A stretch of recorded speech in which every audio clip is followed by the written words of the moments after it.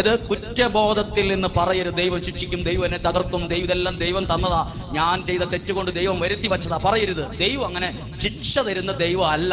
പിന്നെയോ എങ്ങനെയേലും എന്നെ രക്ഷിക്കാൻ നോക്കുന്ന, പരിശ്രമിക്കുന്ന ഒരു ദൈവമാണ് നമ്മുടെ ദൈവം. ഈ വിശുദ്ധ ഗ്രന്ഥം മുഴുവൻ കാണിച്ചു തരുന്നത് നമ്മളെ ശിക്ഷിക്കുന്ന ദൈവത്തെ കുറിച്ചല്ല, രക്ഷിക്കുന്ന ദൈവത്തിന്റെ സ്നേഹത്തെ കുറിച്ചാണ്. പറഞ്ഞു ഹല്ലേലൂയ. പക്ഷെ ആരൊക്കെയോ നമ്മളെ തെറ്റിദ്ധരിപ്പിച്ചിരിക്കുവാണ്, ദൈവം ശിക്ഷിക്കും, ഇതെല്ലാം ഉണ്ടായത് ശിക്ഷയാണ്, ശാപമാണ്. അല്ല, നമ്മളെ സ്നേഹിക്കുന്ന ഒരു ദൈവം നമ്മളെ നോക്കിയിരിക്കുക. എങ്ങനെ ഈ കുടുംബത്തെ ഒന്ന് രക്ഷിക്കാം, എങ്ങനെ ഈ കുഞ്ഞിനെ ഒന്ന് രക്ഷിക്കാം, എങ്ങനെ ഈ രോഗത്തിൽ ഈ വ്യക്തിക്ക് ഒരു സൗഖ്യം കൊടുക്കാം. ദൈവം നോക്കിയിരിക്കുന്നത് എന്നെ എങ്ങനെ രക്ഷിക്കാം എന്നാണ്. അതുകൊണ്ടാണല്ലോ ഒത്തിരി പേര് ധ്യാനമൊക്കെ കൂടി പ്രാർത്ഥിച്ചു കഴിയുമ്പോൾ ചില കുടുംബങ്ങളൊക്കെ ദൈവം കൈക്ക് പിടിച്ച് ഉയർത്തുന്നത് നിങ്ങൾ കണ്ണുകൊണ്ട് കണ്ടിട്ടില്ലേ?